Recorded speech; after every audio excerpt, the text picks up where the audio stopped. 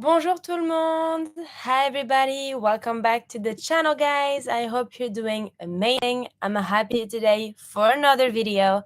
And for this week's video, we're gonna talk about an interesting subject that is sometimes a little confusing. It's gonna be more focused on the grammar part, but we're gonna talk about how to say the advice, the obligation, and the interdiction. What is that? Meaning le conseil, the advice, l'obligation, the must, the need to do something, et l'interdiction, when it's forbidden.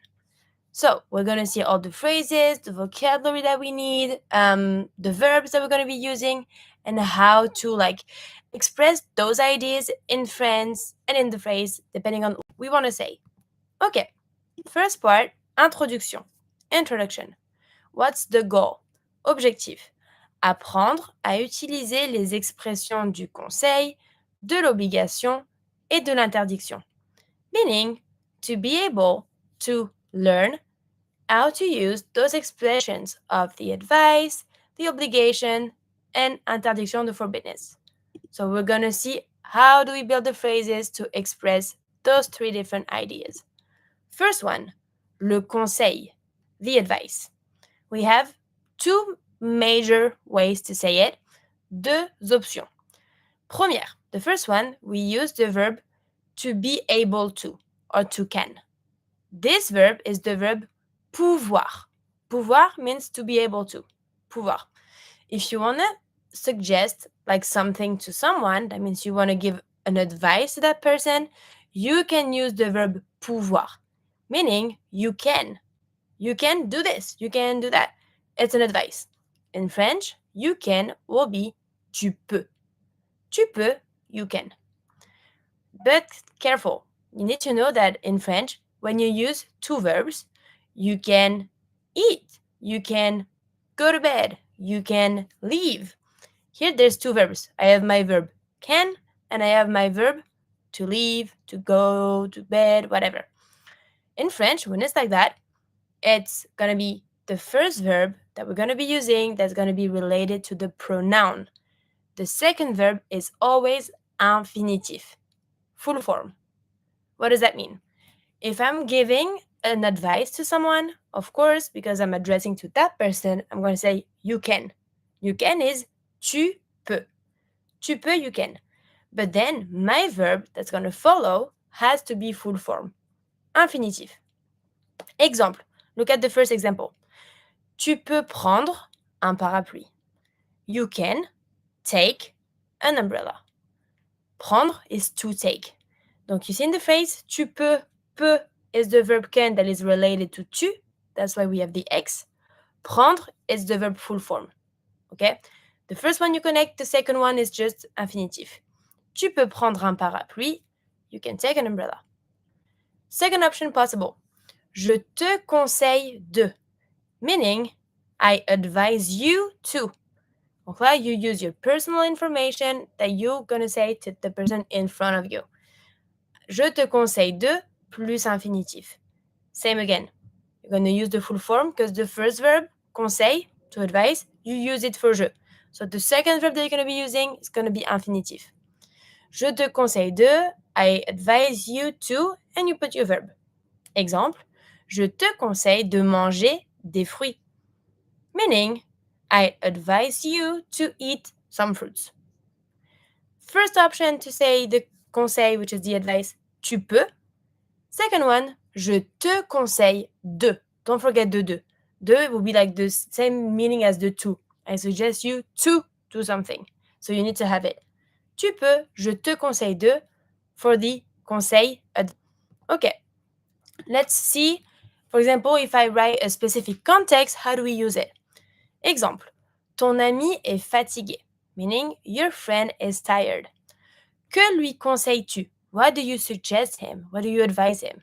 Donc, the goal would be to give some advices to that person who's tired, fatigué. Okay, we can say many things. I wrote two. If you want to write more, feel free to do it.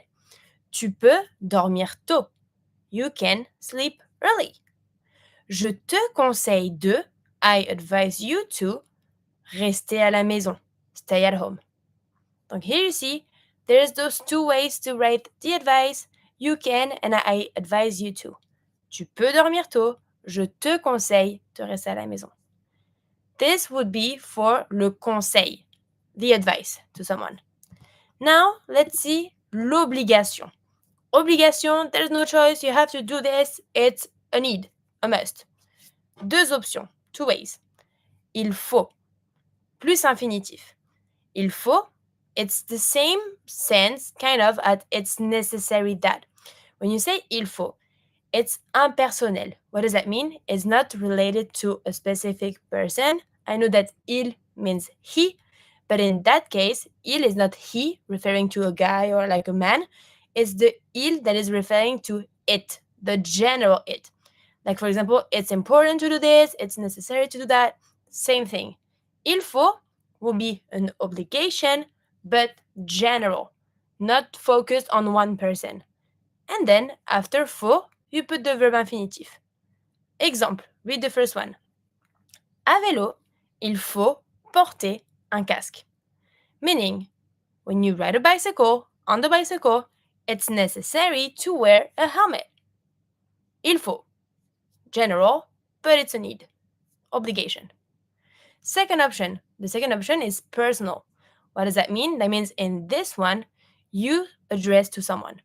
First one, il faut, is the general. It's necessary to do something. Second one, tu dois, is you have to. Donc, I'm addressing to the person in front of me to give an order to that person. Tu dois plus infinitif. Exemple, second option. À l'école, tu dois écouter le professeur. At school, you have to listen to the teacher. Okay. Two options. First one, il faut, that is general, a general order. Second one, tu dois, which is the verb devoir, to have to, that is related to a specific person. Here, of course, in that scenario, it's going to be for tu. Exemple, à vélo, il faut porter un casque, general. À l'école, tu dois écouter le professeur. You have to listen to the teacher, specific. En France, il faut avoir un billet de métro. In France, it's necessary to have a ticket for the subway ticket. Same, it's general. Il faut avoir. It's not like for one person specifically. It's the rule, basic rule, common rule. It has to be general. This is for the l'obligation. Exemple. À l'école, quelles sont les obligations? At school, what are the obligations? Exemple. Il faut écrire dans le cahier. It's necessary to write in the notebook. Il faut, it's the general order. It's not related to one person, but it's a common rule. Il faut, it's necessary that. Ensuite, tu dois faire les devoirs. Tu dois, tu, specific. You have to do the homeworks.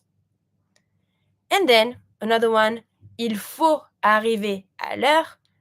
It's necessary to arrive on time. It's an obligation, but it's a general. So here, I'm always going to be able to use il faut. Donc, il faut is the general way to give an order. And careful, the il doesn't refer to the he. It refers to it. It's like it's a need or it's a must to do this thing. And then, tu dois, it's specific to tu. This is for the obligation. Now, we have l'interdiction. L'interdiction when it's forbidden. Alors, it's pretty the same as obligation, but as the negative. Il ne faut pas. Il ne faut pas. It's like it's unnecessary, but you cannot do it. Okay, so it's when it's forbidden, but general. And then we have the negative as the specific. Tu ne dois pas. That means you cannot do it. The first one is when it's forbidden in the general matter. Second one, it's when it's specific to one person. Il ne faut pas. Tu ne dois pas. Exemple. En classe, il ne faut pas parler trop fort. That means the same thing as in the classroom. We cannot, or it's not okay, or like it's forbidden to speak too loud. Donc là, the il means it as the general interdiction. Dans la rue, tu ne dois pas traverser au rouge. In the street, you cannot cross with the red light. Donc là, tu ne dois pas, It's specific to tu. It's an interdiction. You cannot do it, but it's specific to tu, so I'm using tu dois.